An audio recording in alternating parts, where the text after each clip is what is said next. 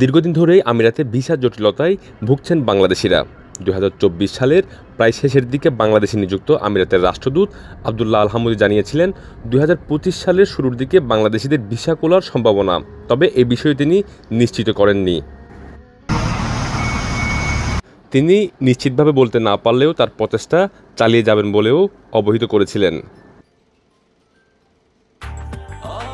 Breakfast, tiffin কিংবা snack টাইমে মজাদার আয়োজন মানে all time bread. To discuss with my authority, but inshallah, hopefully January, February, sometime next year. I cannot give you a specific deadline, but inshallah, very soon, next year, inshallah, hopefully. এর প্রেক্ষিতে এই বছরের April পর্যন্ত visa চালু না হওয়ায় আশাহত হয়ে পড়েছিলেন আমিরাত প্রবাসী বাংলাদেশিরা। তবে সম্প্রতি আবারও প্রধান উপদেষ্টার বিশেষ দূতের সাথে এক বৈঠকের পর যেন আশার আলো দেখতে পাচ্ছেন বাংলাদেশিরা। বৈঠকে সীমিত আকারে বাংলাদেশিদের ভিসা উন্মুক্ত হয়েছে বলে জানানো হয়েছে। তবে ভিসা সংক্রান্ত কাজের সাথে জড়িতদের সাথে কথা বলে জানা যায় এখনও পর্যন্ত বাংলাদেশিদের শ্রমিক ভিসা উন্মুক্ত হয়নি। অন্যদিকে বলা যায় ভ্রমণ ভিসাও এখনও পর্যন্ত সচল হয়নি। কেবলমাত্র বাণিজ্যিক ক্ষেত্রেই ভ্রমণ ভিসা দেওয়া হচ্ছে, তাও 1 মাসের জন্য।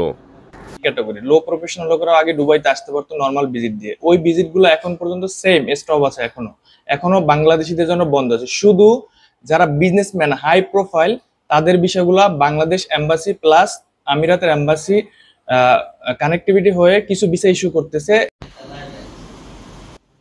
বেশ কিছুদিন ধরে প্রসেসিং হচ্ছে নারীদের কর্মী ভিসা, তবে পুরুষ কর্মীদের ভিসা এখনও বন্ধ রয়েছে। তবুও এমন বৈঠকে যেন আশার আলো দেখতে পাচ্ছেন সবাই। অন্যদিকে দক্ষ পুরুষ কর্মীদের প্রচুর চাহিদা রয়েছে বলেও জানিয়েছেন কমিউনিটি নেতারা। আমিরাতে যারা লোকাল তাদের বাংলাদেশি কর্মীদের প্রতি যথেষ্ট আগ্রহ আমরা দেখেছি, কারণ আমি দীর্ঘদিন কনস্ট্রাকশন ফিল্ডের সাথে আছি। আমার নজরে পড়েছে যে কনস্ট্রাকশন কোম্পানিগুলো বা আদার্স অন্যান্য কোম্পানিগুলো তারা চাচ্ছে বাংলাদেশি ওয়ার্কার এখানে আসুক, কিন্তু সেগুলো স্কিল যেন হয়, তারা যেন যে কাজে আসবে সেই কাজ সম্পর্কে দক্ষতা নিয়ে আসে। সাথে রাষ্ট্রের যে বৈঠক হচ্ছে, কূটনৈতিক তৎপরতা চলতেছে।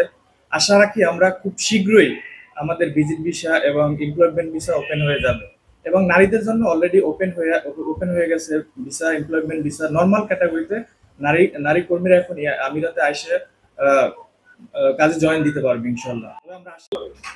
এখন ভিসা স্ট্যাটাস বর্তমানে ইউএইতে যেটা আছে সেটা হচ্ছে নারী কর্মীদের ওয়ার্ক পারমিট বিষয়টা বের হচ্ছে, সেটা তারা বাংলাদেশ থেকে ওয়ার্ক পারমিট নিয়ে এসে এখানে তারা কাজ করার যে সুযোগটা সেটা এখন তারা কাজ করতে পারবে।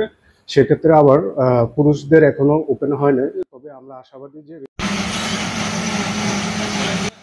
ধারণা করা হচ্ছে আমিরাত সরকার একটু সদয় হলে আবারও আমিরাতে বাংলাদেশিদের শ্রমবাজার উন্মুক্ত হতে পারে। তবে এই জন্য প্রয়োজন দ্রুত কূটনৈতিক তৎপরতা। একই সাথে বর্তমান সময়ে অবস্থানরত প্রবাসীরা আমিরাতের আইন মেনে চলাও খুবই গুরুত্বপূর্ণ বলে মনে করছেন সংশ্লিষ্টরা। ইশতিয়াক আসিফ, চ্যানেল 24, সংযুক্ত আরব আমিরাত।